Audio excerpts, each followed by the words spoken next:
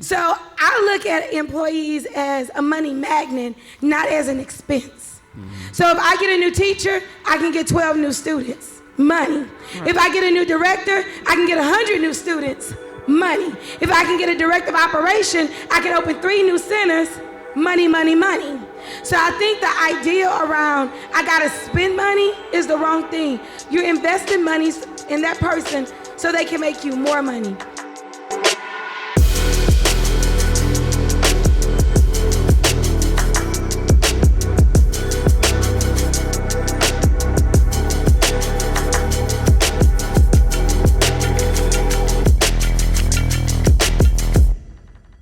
You're about to listen to the best of TSP. This is a collection of content from workshops and conferences that we've done over the years because we want to help you grow and expand your business. So do me a favor, lean in, pay attention, and listen now. Jennifer Jasper wants to know, how did the operation of your 6-figure business change in order to become a 7-figure business? Shout out to Jennifer Jasper. God ain't petty, but I am. Shout out to Jennifer. That's my peoples. One of y'all want to take that? How did the operations change? I guess it was bringing in the COO, right? Like bringing in that additional help, and he really is. Y'all know Ian, right? Like Mastermind know Ian, right? Right? Yeah. Shout out to Ian, right? But bringing Ian into the team, he really has his strengths are my weaknesses, right? Like, and that really was the fuel that allowed us to really take off. And to be freed up to start thinking about higher level opportunities, more expanding the product line, and just not being caught up in the day-to-day. But yeah, that was the rocket fuel right there, and we're still looking to expand on that.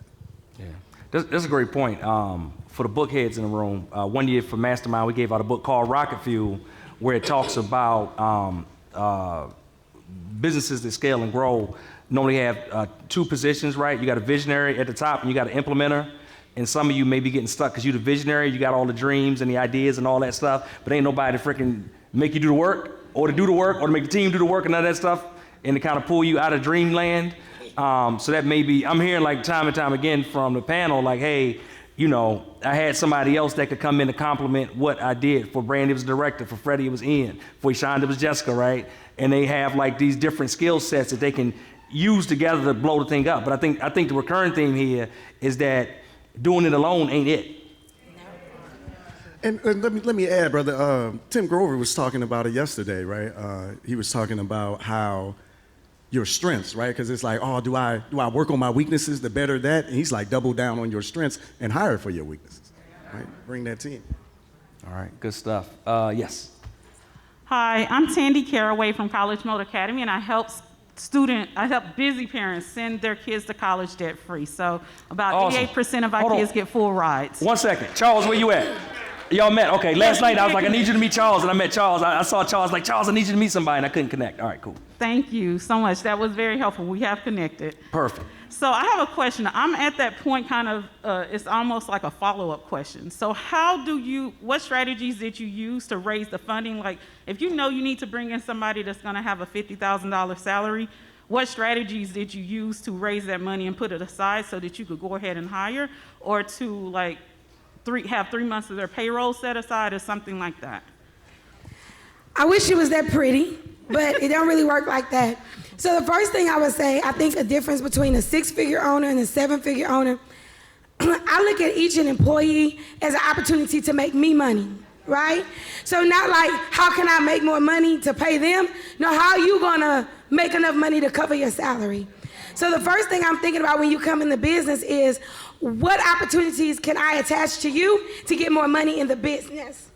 So I look at employees as a money magnet, not as an expense. So if I get a new teacher, I can get 12 new students, money.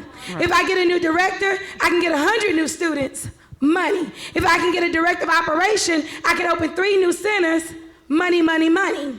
So I think the idea around I gotta spend money is the wrong thing. You're investing money in that person so they can make you more money. Now, from an accounting point of view, I think this is why it's important to know your numbers, because if you're in the red and you're not in the black and you're really not running good business, hiring another person is not gonna help you. So you gotta make sure you're running a good business to make sure that you're not just throwing money and you have something assigned to that person. Because hiring somebody to say, oh, I got somebody, now we gonna grow, but you don't know what they're gonna do, you don't have any systems and process, and you don't have any intentions for that person, you're just wasting money. Right, thank you. That's good. Hey, if I give you one more thing before you go, right?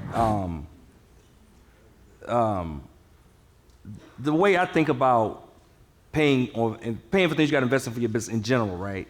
I equate everything to what we sell. So what Brandy said, right? I think about stuff the exact same way, where I'm like, say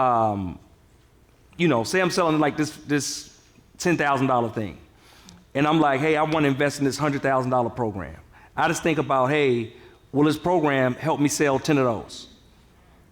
If I learn something in this $100,000 program to help me sell 10 of these $10,000 courses, let's say, right, then the program paid for itself. When we first started hiring teams, we used to do like a lot of webinars back then. So I knew I could fumble, trip, sleep through half the thing and still probably make $5,000 on a webinar. So I literally would say, all right, if this person would cost me $5,000 a month, I would say worst case scenario, right? For one, I tried to hire for people that could do MGAs, right? Money generating activities. Or if it wasn't them doing a money generating activity, it had to be something that freed me up so I could make money, right? Mm-hmm. But I would say, okay, worst case scenario, if they can't do that, do I got the capacity to add one more webinar a month? If I can add one more webinar a month, right? Because if that's the commodity that I use to trigger sales, then I know I can make at least $5,000 if I do everything wrong, right? Okay. Most likely I can do something right and probably cover their salary for longer than that. But like whatever it is, if you do a product business, I would say, hey, can I sell, if it's 20 things more you got to sell, is it 20 of these I can sell? If it's Nikki, right, it could be, hey, like if my average home that I do is this amount and this person gonna cost me this amount, can I do one more of these a month, right? And I just kind of look at it like that based on whatever you sell, product, service, or whatever. Like every expense I do, I just look at it like that. Which financial people may say is not correct, so don't blame me. But I just look at it like that. Like really, all your minds and your businesses is an ATM. All you gotta do is figure out the PIN code. It's that simple. Thanks for listening to another episode of the Traffic Sales and Profit Show. Hey, do me a favor, if you enjoyed what you heard today, subscribe and follow us on this platform right now to make sure you do not miss a beat as we drop new episodes and additional content every single week. Also, if you'd like to get access to a free paperback copy of my book, access to the TSP Traffic Sales and Profit free Facebook group, our challenges, resources, our events, and more, make sure you visit us at www.trafficsalesandprofit.com/podcast.